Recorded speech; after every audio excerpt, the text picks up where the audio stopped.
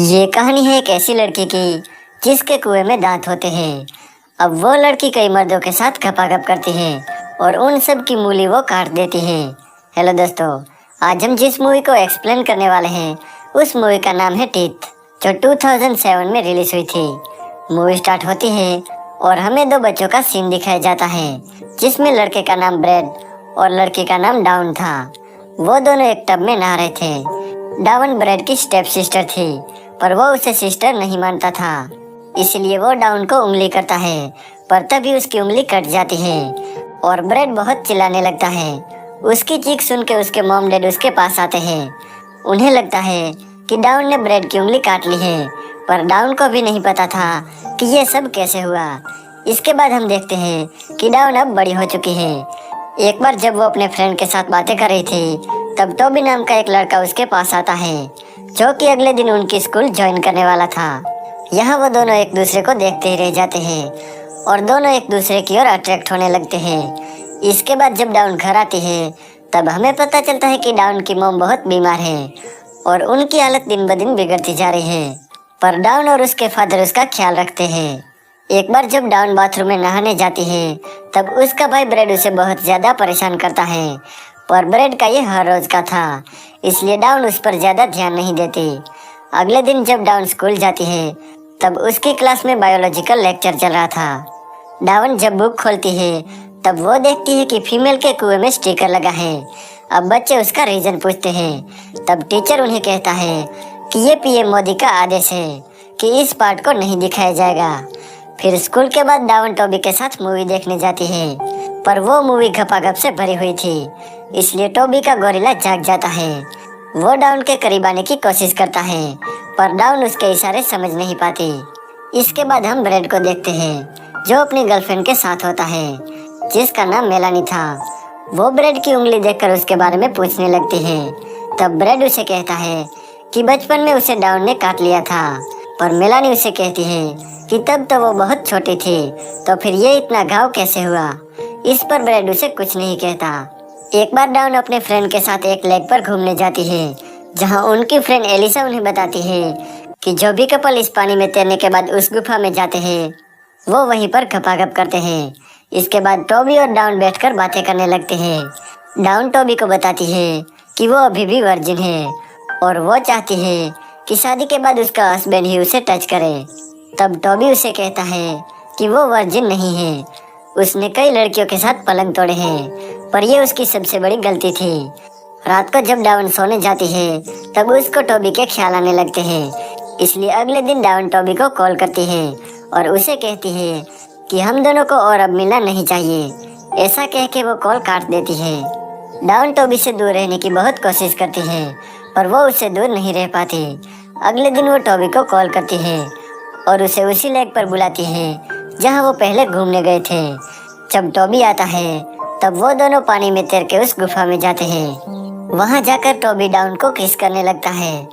Down उसे मना तो बहुत करती है, पर टोबी रुकने का नाम ही नहीं ले रहा था। तभी डाउन का सर एक पत्थर से टकरा जाता है और वो बेहोश हो जाती है।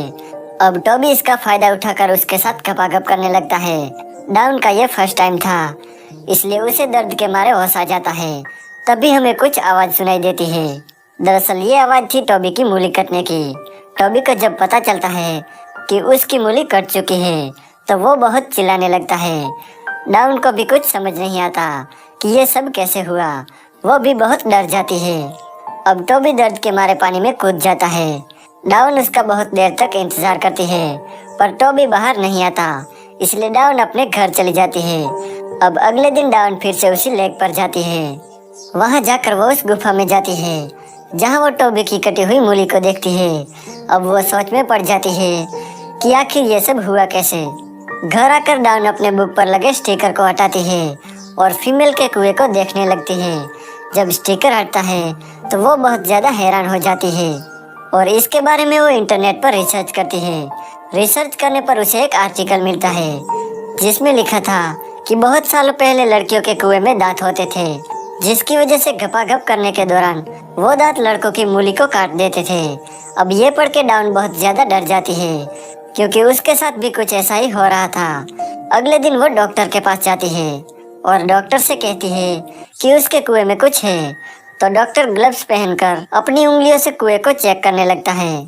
जब वो चेक कर रहा था तभी डाउन को बहुत दर्द होता है और यहाँ में फिर से वही आवाज सुनाई देती है। अब डॉक्टर बहुत चिल्लाने लगता है क्योंकि उसकी चारों उंगलियां कट चुकी थी। अब ये देखकर डाउन बहुत ज्यादा डर जाती है और वो वहाँ से भाग जाती है।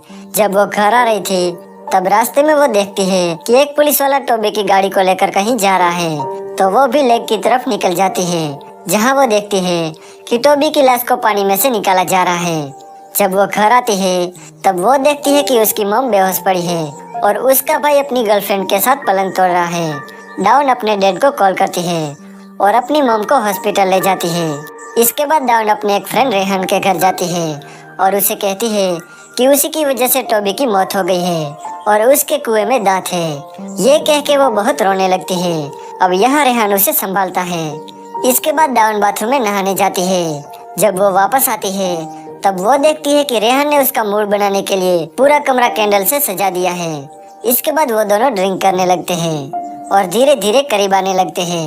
डाउन को डर था कि जैसा दूसरों के साथ हुआ है ऐसा रेहान के साथ ना हो, पर जब वो गपागप करते हैं तब रेहान को कुछ भी नहीं होता। ये देख के डाउन बहुत खुश हो जाती है और खुद को बिना कपड़ों के शीशे में देखने लगती है और ऐसा कुछ ना होने पर बहुत खुश हो जाती है। यहाँ डॉक्टर को टोबी का पोस्टमार्टम करने पर एक दांत मिलता है। ये देखकर वो बहुत हैरान हो जाते हैं कि आखिर ये दांत है किसका।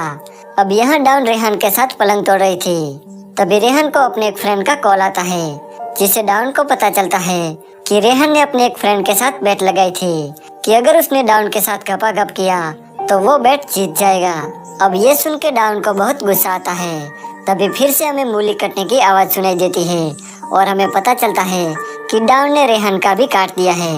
और इस हादसे के बाद हमें पता चलता है कि डाउन जब अपनी मर्जी से गपागप करती है तब ऐसा उसके साथ कुछ भी नहीं होता, पर अगर उसके साथ कोई जबरदस्ती करता है तो वो उसका काट देती है। इसके बाद डाउन जब हॉस्पिटल जाती है तब उसे पता चलता है कि उसकी मॉम की डेथ हो गई है और यहाँ ब्रेड और उसके डैड के बीच झगड़ा हो जाता है, जहाँ पर उसके डैड ब्रेड को घर से निकल जाने को कहते हैं, पर ब्रेड उनसे लड़ने लगता है और अपना डॉग उन पर छोड़ देता है जो उनके गले में काट लेता है। ब्रेड ये सब इसलिए कर रहा था क्योंकि वो डाउन से प्यार करता था, पर उसके डैड ने डाउन की मॉम से शादी कर ली, इसलिए डाउन उसकी स्टेप सिस्टर बन गई और वो कहता है कि इसी वजह से मैं आपसे और मॉम से नफरत करता हूँ। इसके बाद ब्रेड की गर्लफ्रेंड मेलानी उन्हें हॉस्पिटल में ले जाती है। जब डाउन उनसे पूछती है कि ये आखिर कैसे हुआ तो मेलानी उसे कहती है कि ये सब ब्रेड ने किया है और वो कहती है कि उस दिन मुझे तुम्हारी मॉम की आवाज सुनाई दी थी, वो बहुत ही मदद के लिए चिल्ला रही थी, मैं उनकी हेल्प करने के लिए जा ही रही थी पर ब्रेड ने मुझे नहीं जाने दिया। ये सुन के डाउन को बहुत गुस्सा आता है। वो उसे बदला लेना चाहती थी, इसलिए पहले तो वो घर जाती है और मेकअप करने लगती है। इसके बाद वो ब्रेड के कमरे में जाके उसे सेड्यूस करने लगती है तो ब्रेड भी इसके लिए मान जाता है और दोनों वहीं पर गपागप करते हैं। अब यहाँ ब्रेड को एक ख्याल आता है कि जब वो छोटा था तब उसकी उंगली कैसे कटी थी। वो ये सब समझ भी जाता है पर तब तक बहुत देर हो चुकी थी क्योंकि डाउन ने उसका भी काट लिया था। इसके बाद वो वहाँ से चली जाती है और अपनी नई जिंदगी स्टार्ट करती है। एक बार जब वो साइकिल लेकर कहीं जा रही थी तभी साइकिल के टायर में पंचर हो जाता है। वो एक बुढ़े आदमी से लिफ्ट मांगती है और गाड़ी में ही सो जाती है। जब वो उठती है तब रात हो चुकी थी। वो गाड़ी से बाहर निकलने की कोशिश करती है पर गाड़ी के डोर लॉक थे और वो बुढ़ा आदमी गंदे इशारे करने लगता है। वो डाउन का फायदा उठाना चाहता था। डाउन पहले तो थोड़ा डर जाती है पर फिर उसे याद आता है कि उसे तो अब किसी से डरने की जरूरत नहीं है क्योंकि उसे पता था कि बुढ़े के साथ अब क्या होने वाला है। और ये मूवी यहीं पर एंड हो जाती है।